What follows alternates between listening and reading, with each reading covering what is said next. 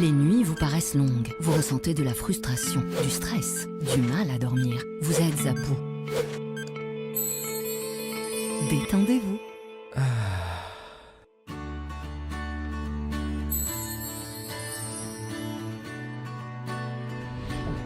Réduction du temps d'endormissement, diminution des réveils nocturnes, relaxation. Une bonne nuit, ce n'est plus un rêve. Ce produit est un complément alimentaire sans dépendance disponible en pharmacie. N'hésitez pas à demander conseil à votre pharmacien. Mérinal, notre priorité, la qualité.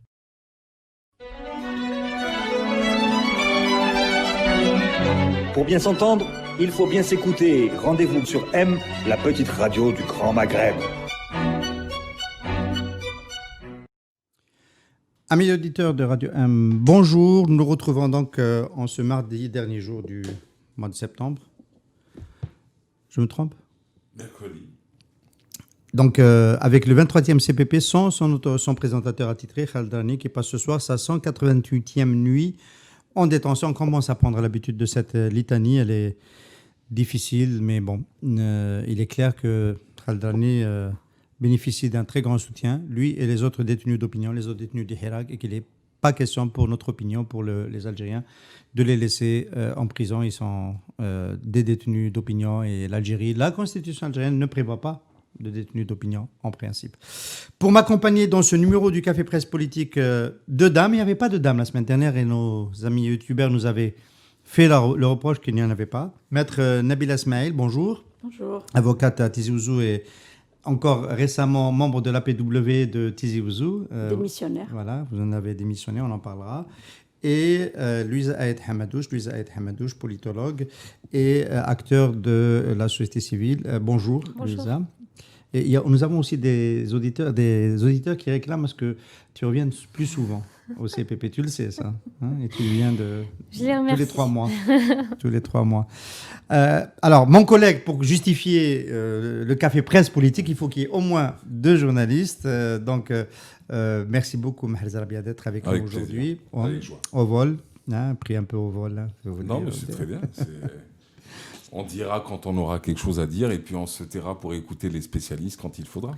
Voilà. Alors, on va dérouler un numéro un peu spécial avec une partie dédiée au risque Kabylie qui est en train de se préciser aujourd'hui. Voilà, il y a de plus en plus d'affrontements en Kabylie. Le Hirak a envie de reprendre. La répression qui s'est endurcie, c'est en train de devenir un sérieux problème, notamment à l'approche du référendum pour la nouvelle constitution, la révision constitutionnelle. On parlera justement de ce processus en dehors de ce prisme kabyle et évidemment de ce que fait l'opposition et de ce que le Hirak tente de faire et les animateurs et les activistes du Hirak tentent de faire. La semaine dernière, on avait fait un point à partir de Paris sur la réaction de la diaspora. On fera aujourd'hui un point sur ce qui se prépare et ce qu'on tente de faire ici même en Algérie. Maître Nabila Smaïl, démission de l'APW de Tizi Ouzou, suite à quoi ? Suite à la situation actuelle. Suite à tout ce qui ne va pas. On ne peut pas cautionner d'être dans une institution élue et de ne pas être utile ni à la population, ni pouvoir dénoncer les répressions. Vous allez me dire peut-être pourquoi maintenant, et alors que les répressions ont commencé depuis près d'une année. Je dirais qu'il y a eu un moment où il fallait réagir. Parce que si vous réagissez très vite, ça veut dire que c'est irréfléchi. Mais si vous réagissez parce que tous les ingrédients sont là, il est impossible de continuer à siéger dans une assemblée populaire majoritaire opposition qui ne fait pas de session politique, qui n'a pas tenu de session selon le calendrier obligatoire, notamment l'article 14 du Code de Wilaya, qui dit que l'Assemblée populaire de Wilaya doit se réunir 4 fois dans l'année, en mai, en mars, juin, septembre et décembre. Or, nous, depuis janvier passé, c'est la 2e session qui est convoquée que pour voter un budget. Et c'est le président qui ne fait pas son travail, le président de la PW ? Je ne dirais pas ça, mais je dirais plutôt que c'est c'est un tout, parce que le président de l'APOUI, il est là à la tête d'une APOUI qui est composée de plusieurs partis politiques. Il gère une alliance. Nous ne sommes pas, le FFS n'est pas majoritaire à l'Assemblée populaire. Donc il a été obligé d'accourir et de faire des alliances avec des partis qui sont décriés par la rue. Nous avons 2 vice-présidents, un vice-président du RND et l'autre du FLN. Donc l'action politique devient difficile quand vous êtes en alliance, quand vous avez des partenaires politiques. S'inscrire dans la révolution est un choix où vous n'avez pas 1000 façons de vous inscrire. Soit vous basculez ce qui a été fait, ou vous vous taisez pour maintenir un équilibre. Donc ça a été un petit peu le début des différends qu'il y a eu, parce qu'il y a eu de la répression, il y a eu l'arrestation même d'une élue de la POUI de Tizi Ouzou, pour laquelle il n'y a pas eu Mademoiselle Messous, pour laquelle il n'y a pas eu de session extraordinaire pour dénoncer ça, pour interpeller le Wali. Donc il y a eu aussi la répression du 12-12. Attention, la répression du 12-12, la population de Tizi Ouzou va témoigner que je me suis assise par terre pour essayer pour séparer les deux camps qui s'affrontaient, les forces de l'ordre par là et les jeunes par là. J'étais obligée de m'asseoir par terre. Je me suis dit, même s'il faut qu'il me passe sur le corps, qu'il le fasse. Mais je ne pourrai jamais accepter qu'il y ait un affrontement. Et il n'y a pas eu de cession. Mais justement, est-ce qu'on n'est pas en train de basculer en ce moment en Kabylie, au-delà de ce point où Selmia était prêt. Absolument. Je rappelle que le week-end dernier, il y a eu des affrontements nocturnes à Bdjaïa, suite à la dispersion d'une tentative de marche qui s'était déroulée. Et puis, il y a des arrestations maintenant, de plus en plus larges, et des peines de prison. La plus spectaculaire et la plus choquante étant celle de Khaled Tazaghart. Donc, je disais qu'à Tizi Ouzou, par exemple, Tizi Ouzou, c'est le fief de l'opposition. Quand vous sentez perdre un espace politique, vous le quittez pour aller ailleurs. Je suis militante. Mais quand je sens que j'ai perdu l'espace politique qui est l'APOUI, parce que moi, j'ai vécu les événements de 2001, et je me souviens que l'APOUI de Tizi Ouzou de 2001, qui était aussi APOUI FFS, avait ramené même une commission d'enquête internationale. Elle avait voté pour le livre noir des événements de Kabylie. Donc il y a eu une enquête sur les événements. Et là, il y a eu des jeunes qui ont perdu. Et Borné, il n'y a rien eu, il n'y a même pas eu de dénonciation. Donc nous avons continué. Et là, la répression et les tentatives de récupérer Tizi Ouzou ces derniers temps, et ajouter à ça, parce que vous savez, il y a peut-être quelque chose que les auditeurs doivent savoir, c'est que Tizi Ouzou a toujours été victime de sa position politique sur le plan de développement économique. Tizi Ouzou, avec toutes les potentialités dont elle dispose, humaines, naturelles, elle a le budget le plus faible sur les 48 wilayas. Et quand on me convoque, moi, pour que je lève la main et que j'adopte un budget sans savoir où va cet argent, alors qu'il n'y a ni développement économique, ni investissement, les investisseurs qui ont eu des parcelles, des concessions pour faire des projets à Tizi Ouzou, on leur ferme toutes les portes pour les obliger à partir ailleurs. 80% des investisseurs sont à Borj Barerij, ils sont à Médéa, ils sont à Rouiba. Il faut se poser la question, pourquoi ? Est-ce que c'est un problème kabyle spécifiquement ? Je me permets de dire ça parce que l'angle d'approche, c'est est-ce qu'il y a une tentative de monter donc un conflit Kabylie-reste de l'Algérie, comme c'est déjà arrivé, on va l'évoquer dans le passé, ou est-ce que c'est propre à la wilaya de Tizi Ouzou ? J'ai posé la question quand même à Mahed, qui tout le monde ne le sait pas, natif de la wilaya de Bdjaïa, en tous les cas, il a des parents d'origine de la wilaya de Bdjaïa qui connaît bien cette wilaya. L'investissement privé marche bien dans la vallée de la Soumam. À Akbou, ça marche très bien. J'évoque Akbou, c'est là qu'on a arrêté Khaled Tazaghart. Est-ce que le climat est aussi tendu dans la wilaya de Bdjaïa ? Écoutez, quand vous observez un peu les événements, effectivement, ce dont on parle le plus souvent le vendredi et le samedi, c'est les manifestations qui sont maintenues, que ce soit Bdjaïa en tant que chef-lieu ou sinon à Khrata et dans d'autres communes. Mis à part cela, le reste de la semaine, vous n'avez pas d'activité particulière en termes d'activité politique et de manifestation. On ne sent pas une certaine tension, mais effectivement, quand vous regardez en tout cas les comptes rendus, il y a de plus en plus d'arrestations. Ce qui ne s'est pas passé en 2019, ce qui ne s'est pas passé pendant une bonne partie de 2020. Aujourd'hui, on se rend compte qu'il y a plus d'arrestations. Et après, comme il y a action, il y a forcément réaction. Alors, je discutais la dernière fois, il y a quelques jours, suite je ne sais pas si vous avez eu le chiffre, il y a eu une centaine d'arrestations le week-end dernier. Beaucoup se désolidarisaient aussi quand vous écoutez les avis des bougiotes qui sont à Béjaïa et qui vous disent attention, il y a ceux qui sont sortis effectivement pour manifester, mais il y a ceux qui étaient là aussi pour aller casser par la suite.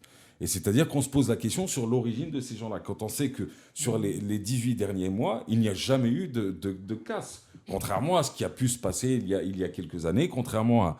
On sait un peu le passé de ces régions-là, qui sont des régions qui sont toujours battues pour la liberté avant tout, mais où il y a eu quelquefois de la casse. Quand on voit les 18 derniers mois, il n'y a rien eu. Quand on voit ce qui s'est passé ce week-end, il y a certains qui doutent, qui remettent en tout cas en doute les actions de ceux qui sont allés pour casser par la suite.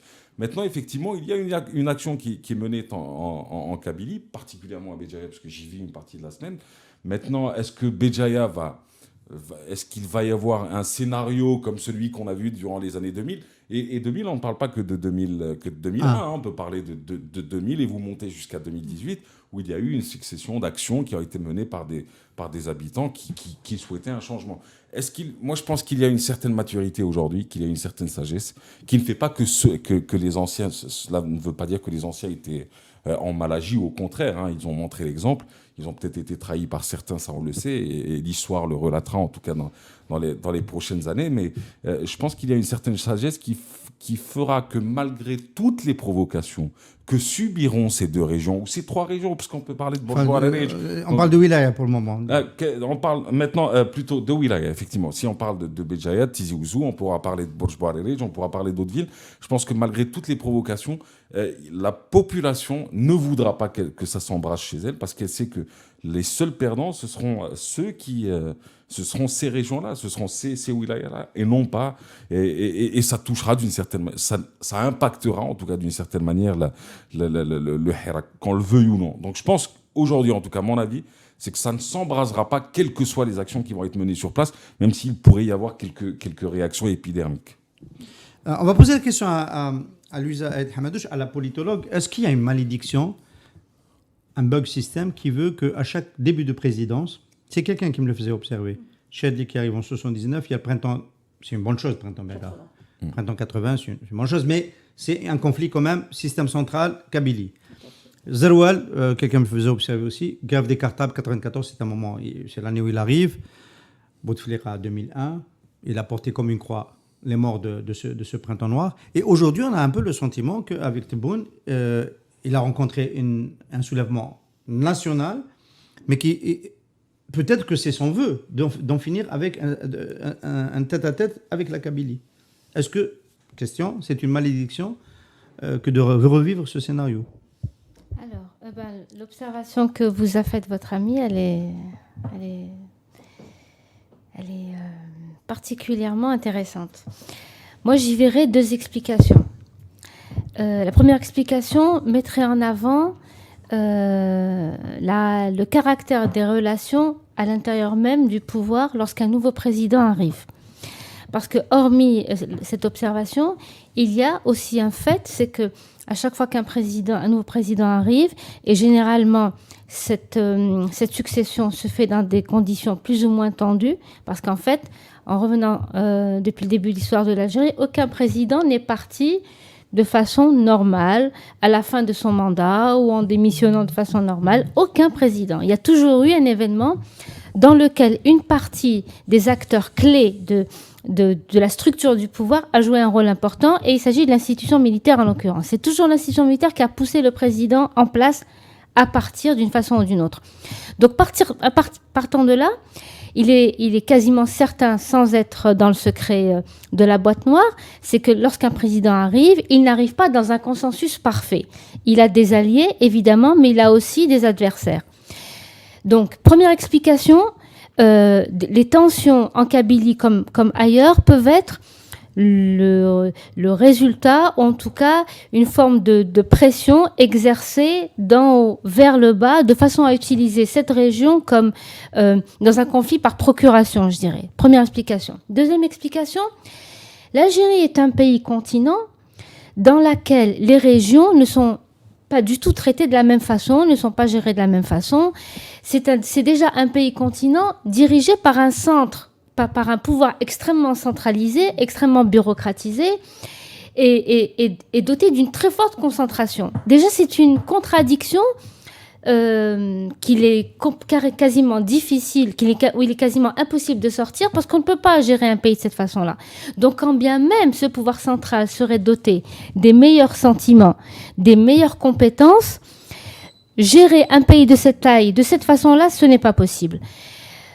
Donc, deuxième explication. Troisième explication par rapport à la Kabylie de façon précise. Et ma deuxième explication, il y a en fait que la Kabylie n'est pas la seule région à être moins favorisée que d'autres. Et je pense notamment au sud, qui, comparativement à la Kabylie, est quand même beaucoup plus marginalisée, souffre de beaucoup plus de sous-développement que la Kabylie.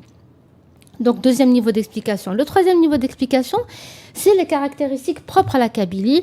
On le sait, c'est une région où, historiquement, culturellement, politiquement, il y a un dynamisme politique plus fort que dans d'autres.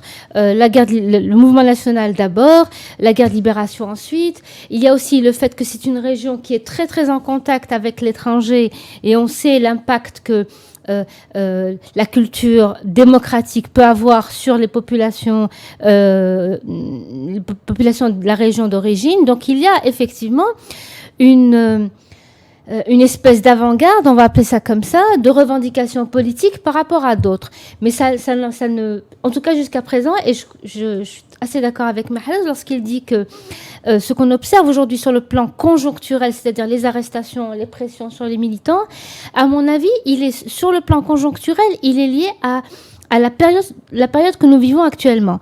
En ce moment, nous sommes dans une période charnière entre la fin des manifestations, la fin du Hirak en termes de manifestations et le retour des manifestations.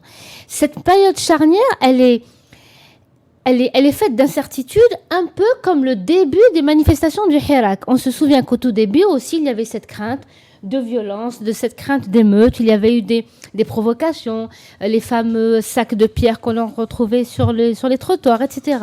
À mon avis, on est en train de vivre le début du Hirak de 2019 avec ces incertitudes, avec ces tentatives de le faire dévier. Et la meilleure façon de le faire dévier, c'est effectivement la violence. Alors, pas de consensus autour de l'arrivée d'un nouveau président. C'est un scénario qu'on connaît, on est à peu près d'accord là-dessus. Est-ce que ça laisserait entendre qu'il y a des partis qui voudraient ne pas utiliser la Kabylie pour se maintenir, donc tirer toujours sur la même corde de la division? C'est ce qu'a fait Ahmed Gaïd Saleh avec son discours du 19 juin. Mahrez nous rappelait la date tout à l'heure de ce discours qui stigmatise le drapeau amazigh. Ou est-ce que c'est quand même un projet consensuel que d'essayer de rattraper la Kabylie, parce qu'il y a eu quand même le 0% de participation à l'élection présidentielle que le staff de Abdelmadjid Tebboune n'a pas avalé. Abdelmadjid Tebboune lui-même semble ne pas l'avoir avalé. Il a laissé entendre qu'il voulait faire de Tizi Ouzou sa première sortie de territoire. Et donc là, on a le sentiment, d'ailleurs, il a envoyé des gens dans la région pour essayer de voir comment, avec le réseau associatif sur place, et même avant, samedi passé, ça s'est plutôt mal passé, mais on sait qu'il a envoyé des éclaireurs pour essayer de préparer le terrain à une visite et faire en sorte que Tizi Ouzou, au moins dans un premier temps, le reste de la Kabylie aussi, n'échappe pas au processus électoral cette fois-ci.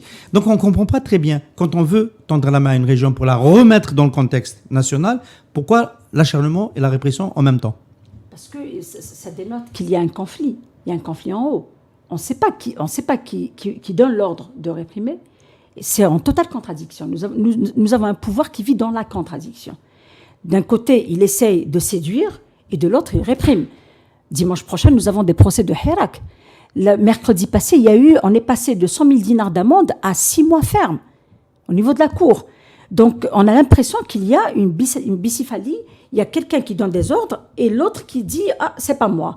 Et dans toute cette totalité, dans ces contradictions, la population de la Kabylie et les Algériens, tous les Algériens disent « Mais nous, on ne s'est pas soulevé contre X pour garder Y, on s'est soulevé contre tout ce monde-là, tout ce beau monde-là. » Et Tizi Ouzou ne comprend pas que le Wali, il ne faut pas oublier, ça c'est quelque chose qu'il faut souligner, c'est que le Wali actuel, c'est celui qui était à Ardaya, D'ailleurs, c'est l'une des causes de ma démission.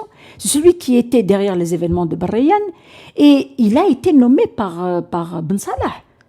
Or, les prérogatives du chef de l'État n'a pas le droit, dans la période de vide où il doit préparer les élections présidentielles, il n'a pas le droit de nommer ni diplomate, ni toucher au gouvernement. Sauf le Qassim Dramatique qui a été nommé par Ahmed Gaïd Salah. Oui.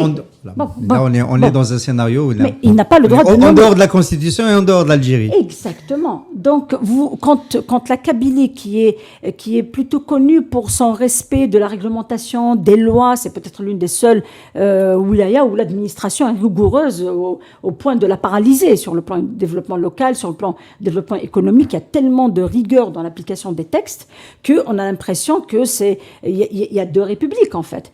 Et quand vous voyez que il y a cette séduction, il y a cette répression, la population vous dit mais qu'est-ce qu'ils veulent? Nabil Esmaïl, la répression, on la voit, on en parle depuis le début de cette émission. La séduction, on ne la voit pas beaucoup. Qu'est-ce qui s'est réellement passé? Il y a eu quelques émissaires qui ont fait un colloque avec des associations locales. Oui, mais attendez, pour la population... C'est un terme un peu fort, la séduction. Pour la population de Tizi Ouzou, c'est une provocation. J'ai parlé hier avec des associations de quartier. Ils se sont attaqués aux associations qui sont parties, aux quartiers qui sont partis. Il a fallu que je dise, mais arrêtez, vous n'allez pas rentrer dans le jeu du pouvoir. Vous savez très très bien garder en tête l'image de la coupole pleine à craquer pour demander un 5e mandat. Je dis, vous pensez que ces gens-là sont partis dans la nature? Ils existent encore, ils ont été réactivés. Ils sont dans toutes les wilayas, c'est pas propre à Tizi Ouzou. Dans toutes les wilayas, le pouvoir a sa clientèle. Donc j'ai dit, il faut pas tomber dans le piège d'oublier qui est son adversaire, à qui on a affaire. On a affaire à un pouvoir, pas à ses clients. Parce que si ce pouvoir tombe, la clientèle part aussi. D'ailleurs, on les a vus dissous dans le Hirak. Alors maintenant, ce qui se passe en Kabylie, c'est que il y a eu l'affaire de Mellal, la GSK. Il y a eu ces arrestations qui ne sont pas connues. Tizi Ouzou, elle a toujours manifesté sans avoir été inquiétée. Même les rassemblements devant les tribunaux, chaque fois qu'il y a un procès d'un activiste du Hirak, ils ont disparu. Pourquoi? Parce que nous, en tant qu'avocats, on leur dit, d'abord, il faut arrêter d'insulter. Sur les réseaux sociaux, il faut arrêter. C'est bon. Il y a une loi. Elle est liberticide, elle est tout ce qu'elle veut, mais elle est là. Elle a été votée par le Parlement du pouvoir, mais elle est là. Il faut pas donner au pouvoir la chance d'avoir raison. Il y a un texte de loi. Et il y a la crise sanitaire qui sert d'alibi à ce pouvoir. Et c'est cette crise sanitaire qui fait que les gens vous disent mais c'est pas possible, il n'y a pas de crise sanitaire pour faire le congrès du RND, il n'y a pas de crise sanitaire pour faire le congrès du FLN, il n'y a pas de crise sanitaire pour faire la rencontre des hôtels où il y a eu la réactivation de tout le monde. Ils disent pourquoi il y a le corona uniquement dans la rue et pendant le week-end il y a une maturité. Et il ne faut pas oublier aussi que la prise en charge de la crise sanitaire à Tizi Ouzou ne s'est faite que grâce à la solidarité de la population. Vous savez, quand le ministre de la Santé est venu à Tizi Ouzou pendant la pandémie, au mois de juillet ou août, il y a eu tout un bouleversement. Les gens ont failli descendre pour l'empêcher de venir, si ce n'était les appels au calme. Donc maintenant, vous avez une situation où Monsieur Tebboune dit qu'il veut effectuer sa première sortie vers Tizi Ouzou. Pourquoi? Parce que Tizi Ouzou est lourde de sens sur le plan politique. Avoir un deuxième zéro vote à Tizi Ouzou lors de ce scrutin, c'est un discrédit. Lui qui essaye de dire, qu'il essaie d'exporter cette Jazair Jadida vers l'extérieur, la Kabylie a dit non, nous on ne peut pas s'inscrire dans l'agenda d'un président pour lequel nous n'avons pas voté, qui n'a pas de légitimité nationale, pas légitimité régionale.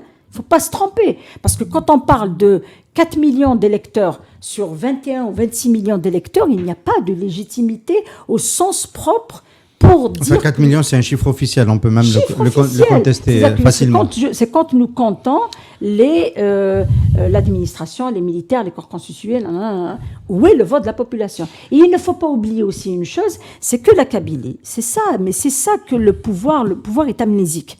La Kabylie n'a pas encore pensé ses blessures de 2001. Elle a des morts. Elle a eu des morts. Il y a eu effusion de sang.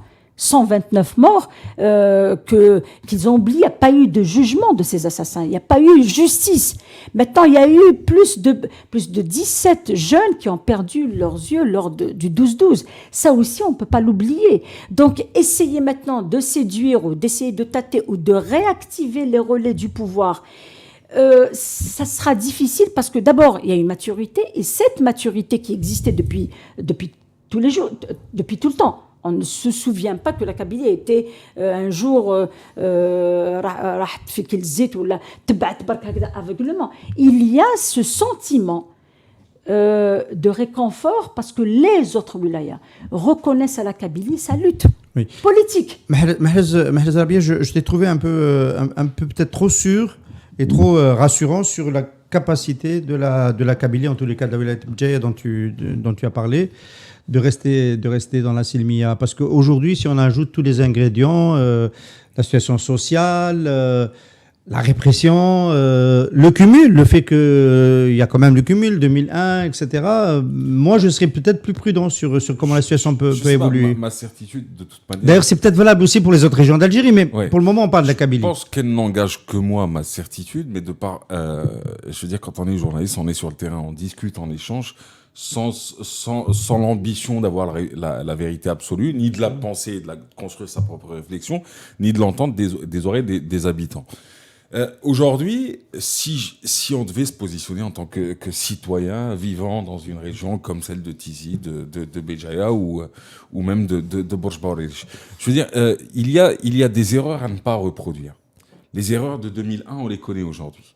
On sait que il y a ces martyrs à qui il faut rendre hommage, et puis il y a ces dossiers qu'il faut absolument réouvrir, mais il y a aussi toutes les conséquences de ce qui s'est passé. C'est-à-dire que aujourd'hui, en tout cas, on l'a prouvé à travers tout le territoire national que durant tout ce Hirak, il n'y a eu ni casse, ni lieu brûlé, ni lieu incendié, ni lieu qui a été détruit.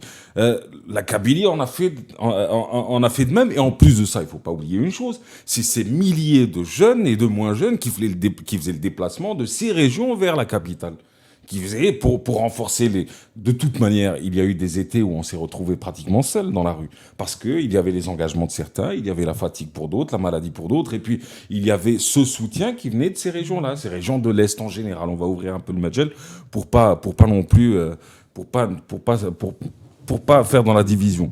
Maintenant, moi là où je pense que la sagesse sera de mise, c'est qu'on a retenu les leçons de ce qui s'est passé de 2001. C'est ce que je retiens aujourd'hui. Je pense que on ne voudra pas reproduire ces choses-là parce qu'on sait qu'à travers les discours qui ont été tenus en 2019 par le chef de l'état-major, par un certain nombre de politiques, parce qu'on a tendance à parler que de feu Ahmed Gaïd Salah, mais on oublie l'ancien ministre de l'Intérieur, on oublie certains politiques, certains partis politiques aussi, qui ont tenu des discours de haine et de division. Mais aujourd'hui, on ne retombera pas. Moi, en tout cas pour moi, on ne retombera pas on retombera pas pour ça, parce que la Kabylie sait très bien que si on veut mettre un terme à ce Hirak, à cette révolution populaire pacifique, et je souligne bien le pacifique, il faudra en tout cas continuer à donner l'exemple en restant dans cette sagesse. Maintenant, là où je reprends juste la campagne de charme qui est menée en Kabylie, peut-être que vous ne la ressentez pas, mais nous, d'un regard extérieur, on la voit, parce que quand on envoie un Nazir Baramdan, qui est un homme courtois, hein, qui est un ancien journaliste, qui a été député aussi, qui a été un soutien pour Bouteflika durant quelques années, ensuite pour Bled durant la dernière élection. Je veux dire, ça reste un geste. Je pense qu'on a envoyé le plus avenant et le plus bienveillant des membres de ce régime.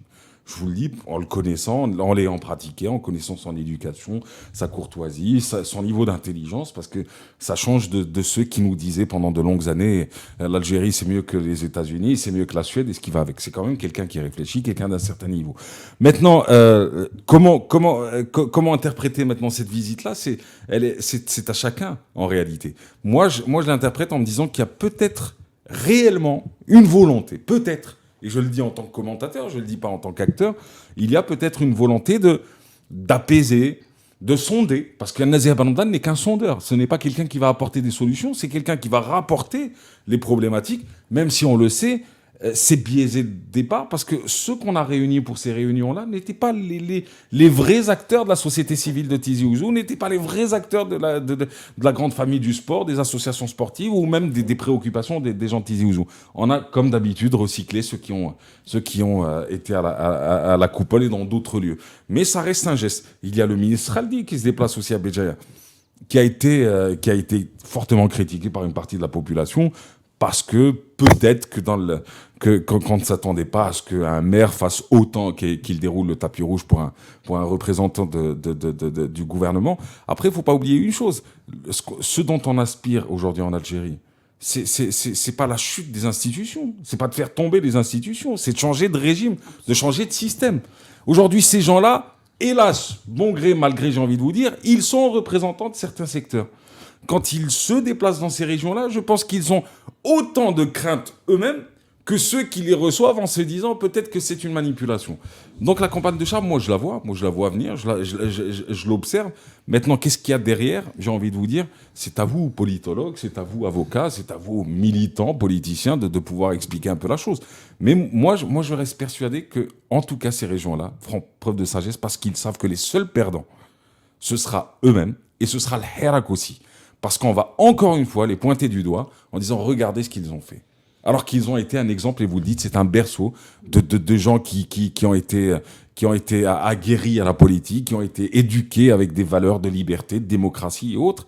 Et je pense que les seuls perdants, c'est eux. En tout cas, j'ai eu la chance de rencontrer, les gens que j'ai rencontrés étaient des gens avenants, bienveillants, voulant le meilleur pour leur région et voulant le meilleur pour ce pays. Mais à la fin, ça finit avec un mandat de dépôt ailleurs, hein, quand même. C'est que la campagne de Charles, c'est ça le problème. C'est ça aussi. C'est que voilà, on a beau être avenant. On a compris un petit peu, enfin, même si je suis pas sûr que nos amis auditeurs se sont fait une idée de la situation en Kabylie. On voulait l'évoquer parce qu'elle devient sérieuse et préoccupante et qu'il y a toujours ce risque de débordement et qu'il y a toujours ce risque de tirer toujours sur la corde de la division. Voilà, le sentiment d'injustice, etc. On voulait marquer la chose. Oui, Je peux dire un tout bien sûr, évidemment. En fait, vous disiez, est-ce que c'est pour diviser ou pour capter la Kabylie ? À mon avis, l'hypothèse que Maître avance, c'est l'une des hypothèses de travail, évidemment. L'autre hypothèse, c'est de considérer que cette stratégie est duale. Répression plus captation, plus cooptation. Pourquoi je dis ça ? Parce qu'en fait, les 20 dernières années sous Bouteflika nous a appris ça. Nous a appris que, le pouvoir politique était capable de s'ouvrir à des régions comme la région de Kabylie, et on sait le nombre de grands hommes d'affaires qui ont émergé durant cette période. C'est pas pour rien. Pour aller ailleurs.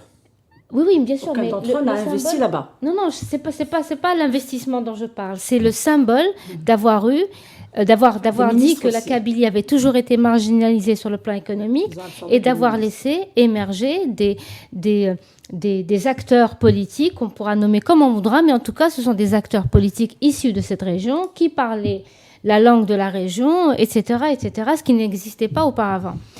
La deuxième chose que je voulais dire, c'est que ne considérons pas la Kabylie comme un bloc monolithique où tout le monde pense de la même façon. Cette région, elle est plurielle, elle est le résultat des blessures passées, elle est le résultat aussi d'un cheminement historique important. Ce cheminement historique peut déboucher sur des choix qui peuvent aussi être divers.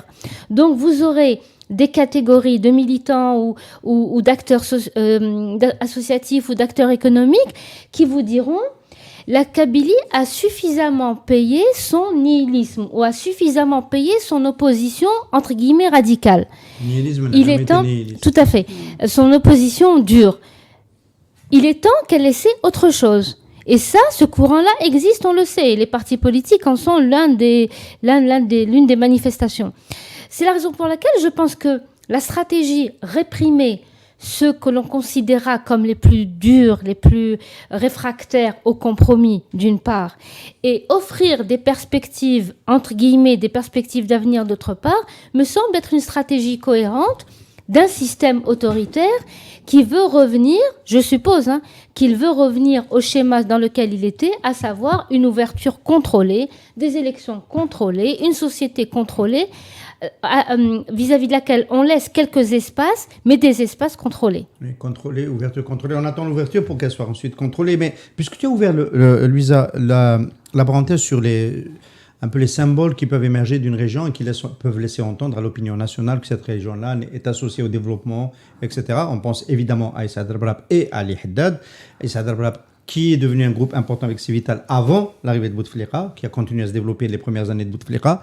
Ali Haddad, qui était petit à l'arrivée de Bouteflika, qui est devenu très grand pendant les années Bouteflika. La question que j'ai envie de poser, c'est est-ce que Abdelmajid Tebboune a réussi à arrimer à lui Civital, parce qu'on a bien vu qu'il y avait une tentative de le faire. Il a été libéré. Farhad Ali a joué les bons offices pour rapprocher son ami Issa Darbrab et notamment les enfants, la deuxième génération de la famille Darbrab. Moi, j'ai l'impression que par son comportement, alors je pose la question à la Wilaya de Jaya aujourd'hui, tu es estampillé. Non mais je vais te reprendre la gestion du conflit Numilog, est-ce que c'est pas un cadeau empoisonné parce qu'il vient se surajouter au climat explosif dans la Wilaya de Jaya? Est-ce que Saad Darbrab n'a pas perdu la tête dans cette affaire en laissant se développer un conflit comme ça? Il a les moyens d'être un patron social, c'est pas l'argent qui lui manque, et éviter un conflit de ce type. Alors, tout d'abord, j'ai juste à préciser, comme chacun d'entre nous a dû le dire pendant le Hirak, nul n'est porte-parole ni du Hirak, ni d'une région en particulier. Tout à fait. Je veux dire, maintenant, sur le Karbrab, vous avez bien résumé les choses. Il y a eu une campagne de dénigrement quand il avait été arrêté. Le nouveau pouvoir s'installe. Un procès est organisé à une vitesse grandiose auquel nous avons participé en tant que journaliste. Pas en tant que partie civile. Non, pas en tant que partie civile. Auquel vous avez assisté. Auquel nous avons participé en étant présents. Vous êtes acteur. En ayant passé, d'ailleurs, je pourrais juste ouvrir la parenthèse, sur le Karbrab, nous avons vécu 2019-2020 avec Karbrab, au sens où nous sommes entrés au tribunal le 31 décembre, nous nous sommes retrouvés à Al-Harrach le 1er janvier 2020. Pour sa sortie. Pour sa sortie, qui a été non, parce que j'ai souvent des invités sur ce plateau, quand ils disent nous nous sommes retrouvés à Al-Harrach, ils sont en prison en général. Oui, hélas. Maintenant, sur le Karbrab, effectivement, il a été réhabilité d'une certaine manière avec la démarche du ministre de la Communication. Après, on a vu des discours de plusieurs politiques qui ont encensé Karbrab, donc on comprend très très bien qu'il y a une stratégie pour essayer de tirer Karbrab vers eux. Sur le cas de Milog, je peux vous dire que c'est un cas qui est c'est un cadeau. Je ne sais pas si c'est un cadeau empoisonné que l'une des directions d'Arbarab lâche au grand patron d'Arbarab, mais en tout cas, ça a fait changer d'avis, beaucoup en tout cas. Beaucoup ont changé d'avis de vision sur Arbarab lui-même, quand on sait que en réalité, c'était un droit fondamental, un droit de tout travailleur. Le droit de se syndiquer. Le droit de se syndiquer. Aujourd'hui, on a l'impression en tout cas, on a l'impression que c'est une balle qu'il se tire dans le pied, tout simplement. Maintenant, faut savoir que beaucoup d'entreprises se sont solidarisées avec les employés de Numilog. Vous allez au port de Béjaïa, par exemple, le port des marchandises de Béjaïa, vous allez voir beaucoup de banderoles de plusieurs entreprises qui disent qu'ils sont solidaires avec les employés de Numilog. Maintenant, je ne pourrais pas vous donner plus de commentaires. Je n'ai pas suivi l'affaire. Je ne sais pas exactement de quoi il en ressort, mais je trouve qu'il s'est tiré une balle dans le pied. Il est en train de s'embourber et il pourrait faire changer beaucoup de personnes d'avis sur sa personne, en tout cas, et sur son groupe. Je vous pose la question à tous les trois. On a bien compris que ça va être difficile pour Abdelmajid Tebboune de récupérer la Kabylie. C'est une mission quasi impossible. C'est mal parti.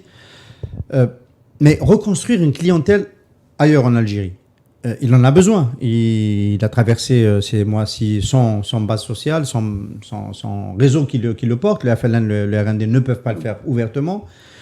Comment peut-il s'y prendre dans les semaines qui viennent? On approche du 1er novembre. On n'a pas le sentiment qu'il y a une campagne en faveur en dehors des médias qui font que cela, mais porter en dehors de ces médias-là, dans la rue, parmi le peuple, sur qui il peut s'appuyer pour le faire? Comment il peut reconstituer une clientèle dans l'urgence? J'ai pas bien fait de poser la question à tout le monde en même temps, donc je la pose à je désigne les coupables. Et ça tombe sur moi. Je ne sais pas comment il va le faire, mais il va devoir le faire, ce qui est certain. Parce que, à moins de changer réellement la nature du système politique algérien, c'est-à-dire de basculer dans un système totalitaire, extrêmement violent. Ce dont je Est-ce que c'est exclu vraiment tout cela? Pour moi, c'est une hypothèse faible. L'hypothèse que je... On garde ça au montage. Hein. Que le pronostic de Luzaïd Hamadou, c'est que autoritarisme puissant, fort, à la manière de Sisi, ici, hypothèse faible. Sisi, ce n'est plus un système autoritaire, c'est un système dictatorial totalitaire. On est dans un cran bien au-dessus. L'hypothèse que je privilégie, c'est que les gouvernants actuels essaieront de revenir à la situation d'avant. Et quand je dis avant 2014 même pas dès 2019, parce qu'entre 2014 et 2019, c'est la déchéance d'un système politique qui n'arrivait plus à asseoir les piliers sur lesquels il est assis depuis 62. Si c'est le cas, une base sociale est absolument nécessaire. Il va falloir reconstituer ce qu'on appelle l'élite bunker, c'est-à-dire une catégorie sociale avec des acteurs économiques, des acteurs politiques, des acteurs associatifs, médiatiques, qui constitueront la carapace apparente du système politique. Le pouvoir politique algérien en a besoin. Il a toujours fonctionné de cette façon-là. On avait les grandes organisations de masse dans les années 60 et 70. Ensuite, il y a eu toute une panoplie de partis politiques dits d'opposition, mais qui en fait contribuaient à donner l'illusion d'un système multipartital sans pluralisme réel. Dans les années 2000 jusqu'à 2014, il y avait à profusion une rente financière qui avait permis de clientéliser cette élite bunker. Aujourd'hui, il y a, à mon sens, une nécessité absolue de reconstituer cette élite. Le problème, c'est que les ressources disponibles pour ça, elles sont minces. La redistribution de la rente est très difficile. On le voit à travers le fait qu'on redistribue des compensations aux différentes catégories socio-professionnelles en raison de la pandémie, mais ce sont des compensations qui pèsent dans le budget de l'État, mais qui ne représentent pas grand-chose dans la vie quotidienne des Algériens. Redistribuer la rente à travers les grands contrats de construction, les contrats publics, aujourd'hui, il n'y en a pas, parce que toute la machine économique est en panne. La redistribution de la rente à travers les politiques d'import-import, là aussi, c'est très difficile parce qu'il n'y a plus de devises et qu'il faut économiser sur les devises qui restent. Donc, au niveau de la redistribution de la rente, qui est un des piliers essentiels de la reconstitution de l'élite bunker, c'est très difficile. L'autre élément, c'est la légitimité. La légitimité révolutionnaire, inutile d'en parler. La légitimité sécuritaire a été grandement battue en brèche par le Hirak lui-même lorsque les gens ont commencé à dire nous n'avons plus peur. Donc c'est difficile de dire restez sous notre tutelle parce que nous vous protégeons. Aujourd'hui, ce discours passe de plus en plus mal et l'idée d'une menace imminente, là aussi, elle est très éloignée. Restent les écologistes allemands avec qui il va gouverner. Là, je suis en train d'essayer de retrouver avec quelle base sociale il va gouverner. J'y arrive. La légitimité qui est en train d'apparaître aujourd'hui, c'est celle du Hirak Assil, qui figure dans la Constitution comme le nouveau... En fait, les traîtres du Hirak, c'est ça? Ça, c'est votre qualificatif. Hein. Le Hirak Assil, donc, est constitué des gens qui se sont opposés au 5e mandat, mais ensuite qui ont validé le processus amorcé depuis. Ce Hirak Assil peut effectivement être un réservoir mince, hein, ça reste mince, mais c'est un réservoir dans lequel le pouvoir va certainement puiser parce que tout ce qu'il fait depuis décembre, c'est au nom du Hirak, au nom de Jazair el-Jadida et au nom du Hirak. La constitution actuelle est considérée comme la constitution du Hirak. Les futures élections législatives et locales, il est très probable qu'on y voit des acteurs qui étaient dans le Hirak et qui se présenteront à ces élections au nom d'une volonté de changer le système de l'intérieur. Moi, je prends le pari de ça.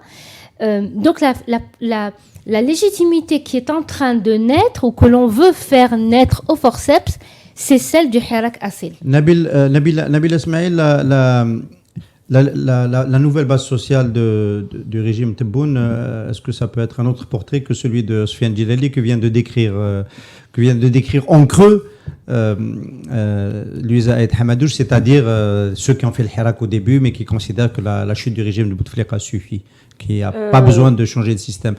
Il y a une partie de ça, parce qu'il y a beaucoup qui pensaient que le problème était Bouteflika, était le fait d'avoir un président invisible qu'on ne voit pas. Donc attention, il faut vraiment aller dans les autres régions du pays pour se rendre compte que 80% des Algériens pensent que l'État et le système, c'est la même chose.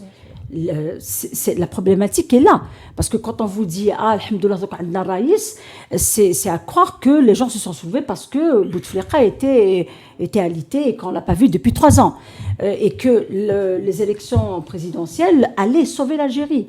Mais ce qui s'est passé après, c'est qu'il y a eu une pandémie qui a montré que même le nouveau président mal élu n'a pas pu gérer une crise sanitaire. Vous direz qu'elle est tombée, elle a surpris le monde entier, mais ils l'ont plus géré par le mensonge que par la vérité, parce que sortir dire je suis désolé, je suis arrivé au moment où les caisses sont vides et que l'ancien régime a fait, peut-être que le peuple aurait accepté. Mais là, il y a un problème où le peuple s'est rendu compte. D'abord, ceux qui étaient avec lui, ceux qui ont voté le 12-12, se sont dit mais rien n'a changé pour nous. Au contraire, ça s'est empiré. Il y a eu plus d'arrestations. Les arrestations du temps de Gaïd Salah étaient localisées dans les wilayas du centre, c'est-à-dire Alger, un petit peu Tizi Ouzou, peut-être pas Tizi Ouzou, parce que les arrestations à Tizi Ouzou ont commencé avec la venue de Tebboune. Donc il y a eu des arrestations. Maintenant, il y a 27 wilayas où il y a des détenus d'opinion et des condamnations très lourdes. Donc, ceux qui ont voté en pensant qu'ils allaient préserver l'État sont en train de se rendre compte qu'ils sont en train de perdre le peuple. Ils le perdent parce qu'ils perdent les libertés. Ils perdent les choses pour lesquelles ils ont voté un président ils pensaient qu'il allait les sauver de cet État militaire. Et que, surtout de l'anarchie. Surtout de l'anarchie. L'absence, le risque d'anarchie. Le syndrome de l'absence et du vide a toujours fait peur. Le vide de gouvernance, le vide institutionnel, alors qu'il n'y avait pas de vide institutionnel. Les institutions étaient là, les directeurs de plusieurs directions étaient là. Il n'y avait pas de vide, mais il y avait un vide politique. Et ce qui s'ajoute à tout ça, et c'est ce que le pouvoir ne veut pas voir, c'est qu'il y a un drame qui est très ressenti. C'est cette histoire d'abord de légitimité et de perte de confiance. Pourtant, ils vous disent, il est venu, déjà lui, il faisait partie de l'ancien régime, il a ramené les hommes de l'ancien régime, quelques-uns, et il en a jeté d'autres en prison, alors qu'il y a encore une partie de cette oligarchie qui n'est pas en prison. Donc le peuple est là en train de dire, mais l'instrumentalisation de la justice est venue régler des comptes d'un clan contre un autre. Le peuple, dans tout ça, qu'est-ce qu'il a gagné ? Il a gagné qu'en lui vend une justice aux ordres, en lui vend une justice revancharde, alors que le peuple dans la rue parler de Adala Intiqaliya. Non, Adala Intiqaliya. Il y a un avocat qui m'a fait observer que Ahmed Ouyahia, le Premier ministre que j'ai supporté pendant tout le temps, il était Premier ministre, c'est du second degré pour ceux qui rejoignent Radio M cette semaine seulement, a été envoyé à l'Abadla après qu'il ait dit dans un procès, si on commençait à regarder ce qui s'est passé dans le secteur de l'habitat pendant les années passées, on n'en reviendrait pas. Le secteur de l'habitat, c'est Abdelmajid Tebboune, dont on peut imaginer que la gestion n'était pas exemplaire, puisque Abdelmajid Tebboune a des dossiers d'avant le secteur de l'habitat, on les connaît, l'affaire Khalifa notamment, mais pas seulement. Et donc, je rebondis juste sur le mot revanchard. On a le sentiment que c'est envoyé à Abadla, à partir de laquelle il doit tenir des procès à distance. C'est-à-dire qu'en fait, il a des procès où il doit être présent. Absolument. Et il est envoyé à Abadla. Je ne reviendrai pas sur Ouyahia parce que c'est Ouyahia qui l'a remplacé quand il a été limogé en 2017 alors qu'il était en congé. Donc il y a une histoire. Je ne reviendrai pas sur ça. Il suffit de parler de l'affaire Khalid Rani. On a fait exprès de ne pas en parler aujourd'hui, on voulait laisser ça vers Moi, la je fin. vais en parler, parce que Khaled Drani, il n'y aurait pas eu la fameuse phrase de M. Tebboune, Khaled Drani serait parmi nous. Mais ça, on n'est pas sûr que c'est revanchard. On ne Ben, sait pas je- pourquoi. Il n'y a pas je- de je ne raison sais- que Khaled Écoutez, s'acharne directement écoutez, sur. je suis désolée, mais à partir du moment où il y a une partie de la SABA qui est en prison et l'autre partie qui continue à sévir et à se balader comme bon vent, je pense que le peuple ne veut pas. Le peuple a exigé une période de transition. Il a exigé une deuxième république pour avoir une véritable justice. Or, ce que vit la justice algérienne pendant cette année-là, surtout, elle dévoile, Metzmel, je vais le revenir démantèlement de Je vais l'État. revenir vers vous C'était un dans une seconde. démantèlement. Vers vous pour dire un mot sur la grève des avocats, sur le mouvement des avocats, notamment dans le centre Alger. Dans un moment, ça fera partie un peu des réponses qu'on peut adresser. Mais auparavant, je voulais juste que Mahrez Rabia nous donne son point de vue sur cette notion d'élite bunker. Bunker. C'est ça, bunker. Est-ce que toi, Mahrez, tu ressens dans ton environnement qu'il y a... Bon, on voit les gens qui sont proposés à des postes dans le service public que tu as connu. Il y a toujours des possibilités de faire des promotions, etc. Mais cette capacité d'attraction pour reconstituer une élite, pour faire en sorte que les gens est-ce que tu sens que ça fonctionne autour de toi? Est-ce que tu as des amis que tu as du mal avec lesquels tu as plus de mal maintenant parce qu'ils sont prêts à aller dans l'agenda du pouvoir pour espérer un poste? De toute manière, dans notre domaine, il y a très peu de place pour les journalistes pour qu'ils accèdent à un poste de pouvoir. Les peu de postes qui ont été proposés ont été pris par ceux qui ont accompagné le candidat devenu président, devenu chef de l'État donc à ces postes-là. Donc ça c'est un sujet. Maintenant, est-ce que le pouvoir continue et arrive toujours à séduire une élite, en tout cas pour pouvoir l'accompagner dans ses missions quotidiennes de gestion et autres? La question, moi, je me la pose pas de cette manière-là. Moi, je pense d'abord, il y a une entité qui est au-dessus de tout, c'est l'Algérie. Et cette Algérie doit continuer. On en a parlé tout à l'heure, et chacun d'entre vous a traduit cela, en tout cas, avec ses mots et avec sa manière de réfléchir. C'était que le but n'était pas la chute des institutions, mais un changement de régime. Donc un changement de système. On est bien d'accord là-dessus. Je pense qu'il est plus que nécessaire que le pouvoir trouve le moyen, en tout cas, d'attirer cette élite-là et d'attirer cette intelligentsia, quel que soit son domaine, pour pouvoir continuer à faire fonctionner ce pays. Parce que nous ne souhaitons pas, en tout cas, la chute moi, je ne souhaite pas ni la chute du secteur de l'éducation, ni celui de la santé, ni celui du sport, ni celui de l'ensemble des domaines, de l'agriculture et du tourisme. Maintenant, chacun sa perception. Moi, sur ce sujet-là, moi, je vois la nécessité à ce que ça continue. Parce que la dernière fois que j'étais passé chez vous, j'avais dénoncé un fait. J'avais dit qu'on avait dégoûté une partie de notre élite. Et cette partie-là a quitté le pays. Et on a fatigué une autre partie de notre élite qui a été marginalisée, qui a été mise de côté, qui a été mise à la retraite et qui aujourd'hui ne veut même plus entendre parler parce qu'il faut savoir une chose, il y a eu des manœuvres, il y a eu et le régime a approché certains anciens, se rendant compte de l'erreur qu'il avait faite en les libérant, alors qu'il n'avait ni laissé un legs, ni formé, ni autre. Mais cette élite-là ne veut plus revenir. Ces compétences-là ne veulent plus revenir aux commandes, à la gestion. Parce que, de un, il y a ce sentiment de peur, dont lui-même a parlé, dont le président a parlé il y a quelques jours. Je pense que vous avez tous ce sentiment de peur. Plus personne n'arrive à prendre de décision. On a peur tous de nous retrouver quelque part. Et puis, de l'autre côté, on a fatigué, on a épuisé, on a dégoûté des gens par rapport à cela. Moi, je m'inquiète, en tout cas, pour cette partie-là. J'ai envie de dire, Yerit, le système actuel trouve le moyen de charmer, en tout cas, des compétences et de les ramener pour gérer au moins, pour sauver les meubles. Parce que si, en plus de ça, on n'arrive même plus à trouver des gestionnaires à plusieurs échelles, je me dis que c'est la chute de tout le pays, parce qu'on n'a aucun intérêt. Il y en a d'autres qui ont peut-être, on entame le dernier thème de notre café presse politique avec cela, d'autres élites qui ont peut-être des soucis à être attirantes. Ce sont les élites militantes.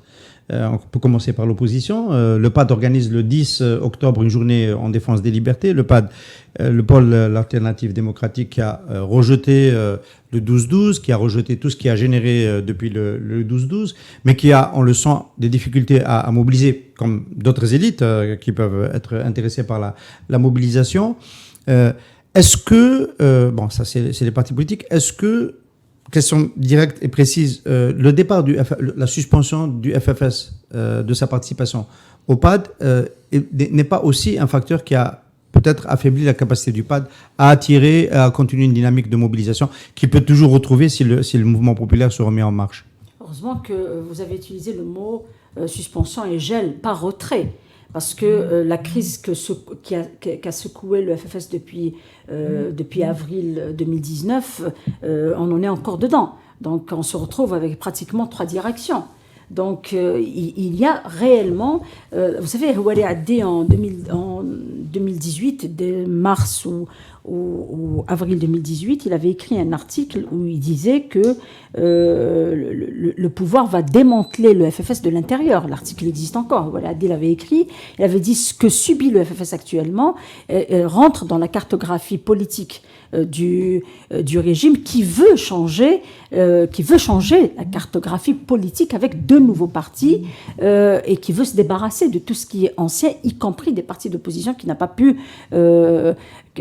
n'ont pas fait allégeance au pouvoir. Et donc, ce qu'on en comprend, c'est que la suspension de la participation du FFS au PAD n'est pas définitive. Non, c'est un gel parce que ça devait faire l'objet des discussions et des débats du Conseil national qui s'est tenu vendredi passé.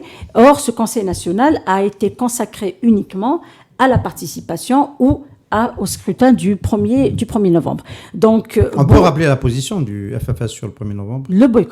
Le boycott, bien que le boycott, on peut pas participer, on n'a pas le droit parce que quand vous avez le FFS qui vous dit depuis sa création, il a lutté contre un régime, pas contre une personne ou un clan, contre un régime, et que ce régime qui sévit depuis 62 à ce jour, le FFS ne peut pas se démarquer de son propre combat.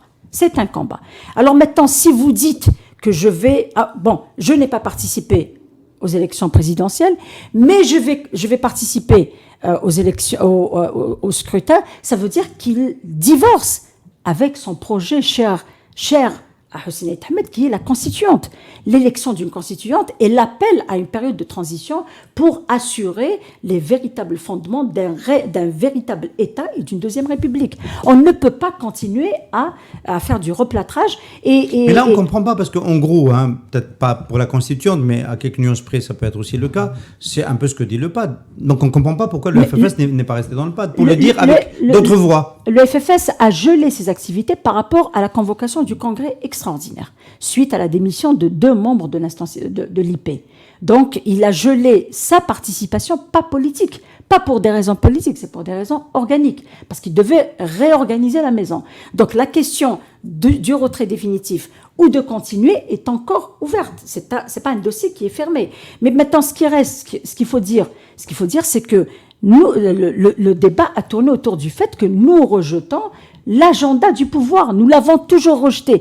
Et quand je parle, moi, en tant que militant du FFS, que je rejette l'agenda du pouvoir, c'est-à-dire à commencer par l'élection présidentielle décriée par la rue, en pleine révolution, ensuite un scrutin imposé lors d'une pandémie, pendant une pandémie mondiale, donc il n'y a pas le feu. Pourquoi la faire maintenant? Et pour aller encore plus loin, je m'inscris pas, à partir du moment où je m'inscris pas dans son agenda, je continuerai aussi à ne pas m'inscrire dans son futur agenda électoral. Parce que quand Tebboune, vous avez posé tout à l'heure la question, comment il va pouvoir faire une nouvelle clientèle ou une nouvelle base sociale, c'est par les élections. Vous savez que Bouteflika a corrompu tout le monde à travers les moyens, les avantages. Alors c'est la question que je voulais poser donc maintenant, si le FFS vous dit, moi je ne vais pas aller au scrutin, je boycotte parce que moi mon projet c'est la constituante et je n'ai rien à voir avec ça, surtout avec une constitution telle qu'elle est faite. Constitution totalitaire et qui prépare un tsar à la tête de l'Algérie. Pharaonique, moi j'ai bien aimé l'expression de Zoubida Assoud sur ce plateau, pharaonique. Oui, absolument. Donc le FFS qui appelle au multipartisme, à la démocratie, à la liberté, même à la laïcité, il se retrouve en train d'être mis ou de valider ou d'avaliser une constitution qui va tout contrôler, un président qui va absolument tout contrôler. Donc dans la logique, dans le sillage de cette analyse, de cette position politique, il faut aller jusqu'au bout. Louis Hamedouche, le FFS est assez clair, là, par la voix de de Nabila Ismail, boycott, et on rentre pas dans l'agenda du pouvoir. On ne sait pas si tous les partis d'opposition ou qui auraient pu être dans l'opposition à un moment donné vont rester et résister quand il s'agira de distribuer des sièges parlementaires. On n'en est pas sûr. Je voulais juste incarner cette question-là par la position de Hamas. Plutôt que de dire non, plutôt que de ne pas voter, ils ont choisi de dire non. Comment on peut l'interpréter ? Non au projet constitutionnel. En fait, plutôt de boycotter, ils ont décidé de voter contre le projet constitutionnel. En fait, c'est typiquement ce qu'on pourrait appeler la position médiane entre aller voter oui, le contraire c'est boycotter, et entre les deux c'est participer et voter non. Pourquoi je dis que c'est la position médiane ? Parce que l'un des enjeux importants de ce scrutin, c'est le taux de participation. Le pouvoir politique actuel veut absolument un taux de participation qui soit acceptable pour valider la nouvelle constitution. Donc ceux qui iront voter non contribueront à alimenter le taux de participation. Par contre, ils voteront non. Donc ce n'est pas un appui franc au projet de révision constitutionnelle, et les partis dont vous parlez ont clairement affiché leur opposition et leur critique vis-à-vis de cette constitution. Première chose. Deuxième chose, c'est que dans le système politique algérien, la volonté de contrôler les acteurs, ce que vit le FFS actuellement, il n'y a absolument aucun parti en Algérie qui n'a pas vécu la même chose. Tous les partis, même ceux du pouvoir même, parce que la volonté de contrôle implique aussi de faire des espèces de coups d'État au sein même des partis, tous les partis sont passés exactement par des... comment on appelait ça ? Des coups d'État scientifiques. Des redressements. Des redressements, exactement. Des redressements. Nous on a aussi connu ça à Interface Média, l'agence qui édite Radio. On a eu un redressement fiscal, par contre. Donc des redressements internes qui se terminent soit par l'éviction de la direction actuelle, soit, pire encore, entre guillemets, la constitution d'un parti clone. C'est-à-dire un parti qui ressemble en tout point au premier, mais qui a des positions contraires. Cette stratégie du clonage, elle est appliquée pour les partis politiques, mais aussi pour les syndicats, pour les associations. C'est la méthode soft. Ligue des droits de l'homme. Oui. Tout à fait. Qui permettent de contrôler la cartographie politique et associative. Oui. Alors, on arrive sur l'opposition. Est-ce que... J'ai entendu dire...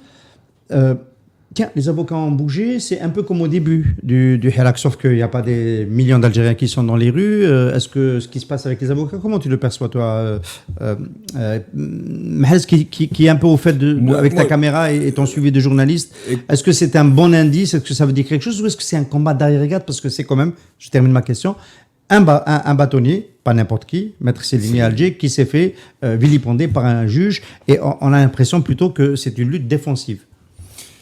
Écoute, ce qui s'est passé chez les avocats, personnellement, l'ayant suivi au tout début du mouvement, nous avons été plus que galvanisés par leur mobilisation. Nous avons été galvanisés par la mobilisation des avocats, dont on se rappellera de leur fameuse marche qui démarrait de la Grande Poste et qui allait jusqu'au tribunal de Sidi Mohamed, où les avocats se tenaient entre eux, où il y avait cette mixité, cette diversité aussi des idées, de l'idéologie et autres. Après, il y a eu une partie qui a décidé de, peut-être comme vous en parliez tout à l'heure, de se dire que le départ de Bouteflika était la principale revendication de ce mouvement populaire, de ce mouvement et de cette révolution. Sahab al-Hirak al-Asil. Sahab al-Hirak al-Asil.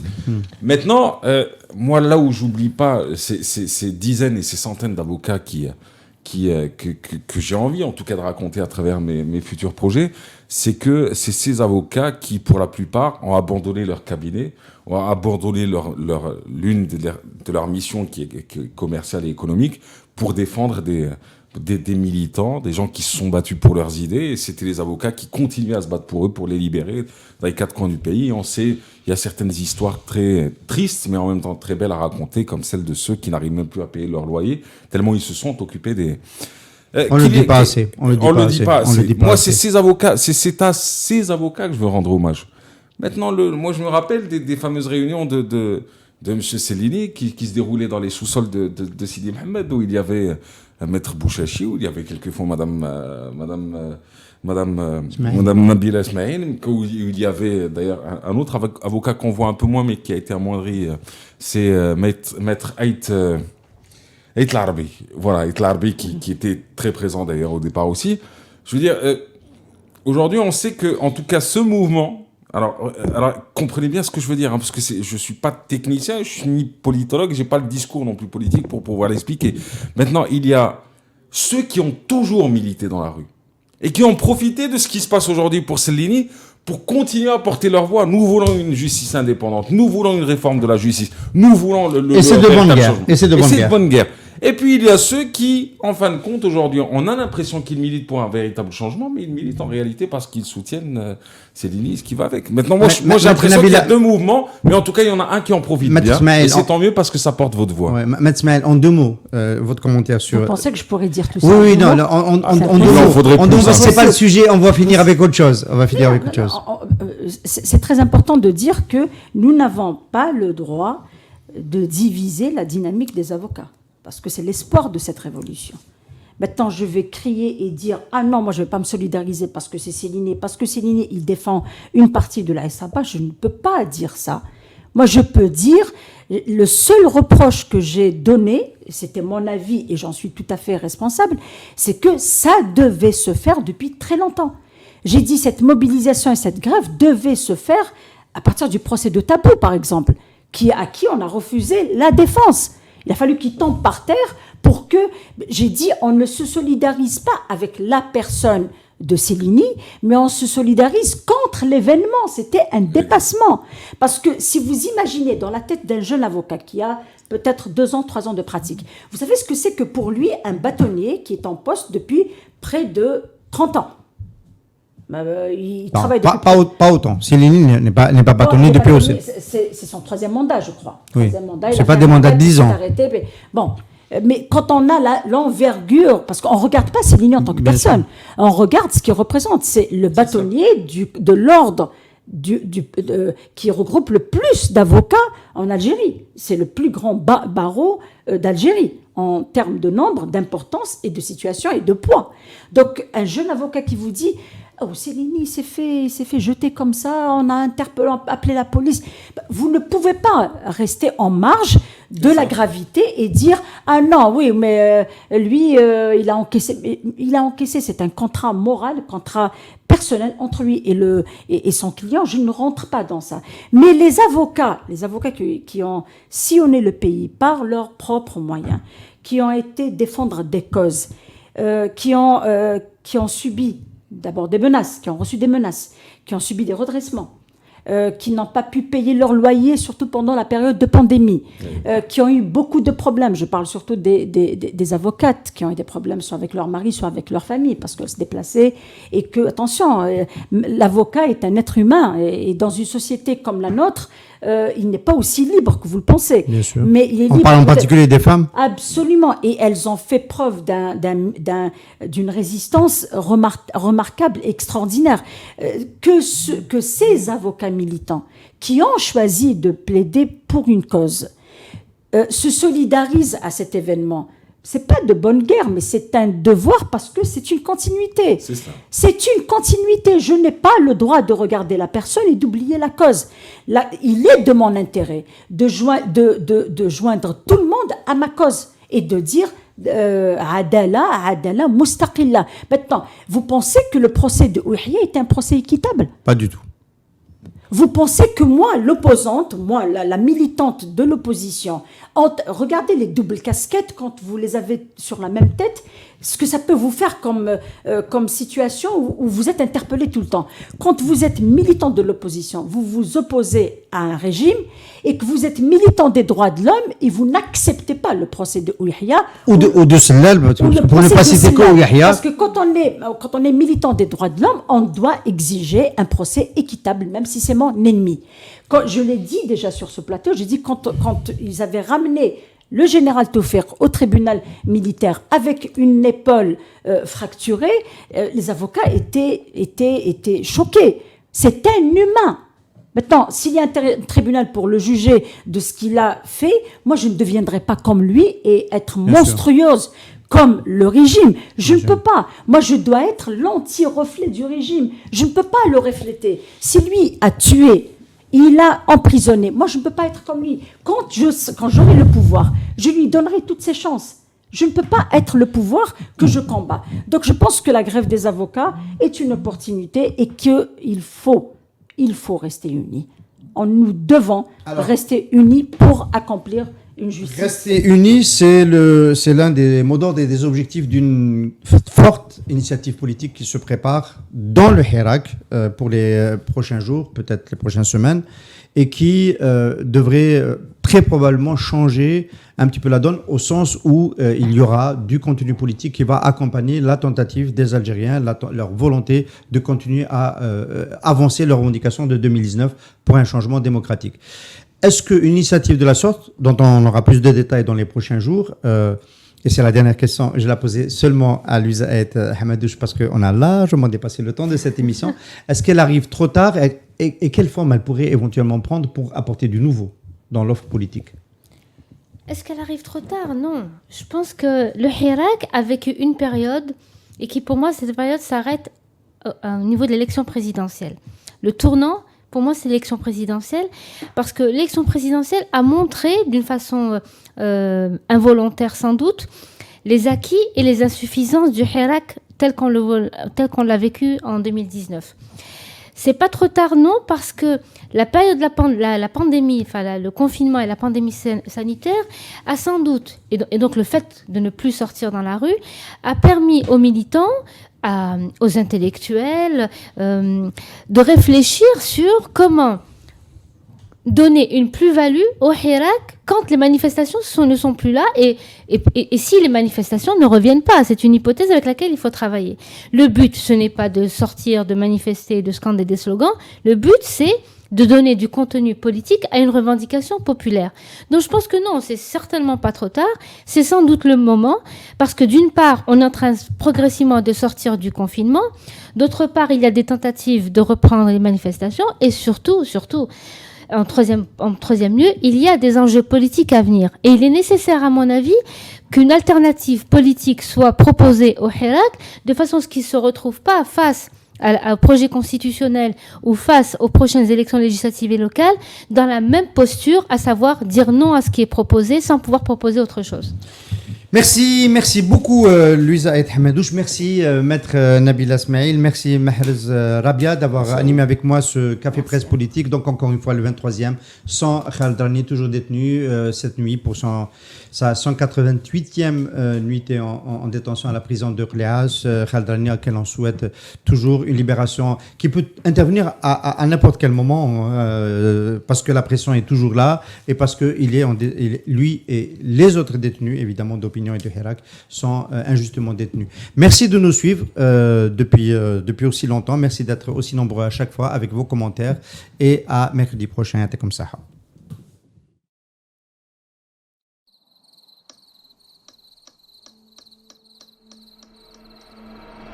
Les nuits vous paraissent longues. Vous ressentez de la frustration, du stress, du mal à dormir. Vous êtes à bout. Détendez-vous.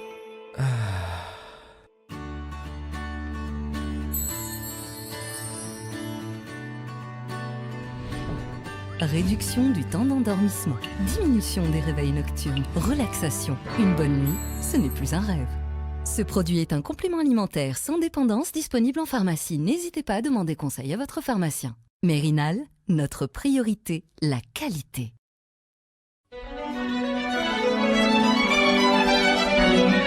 Pour bien s'entendre, il faut bien s'écouter. Rendez-vous sur M, la petite radio du Grand Maghreb.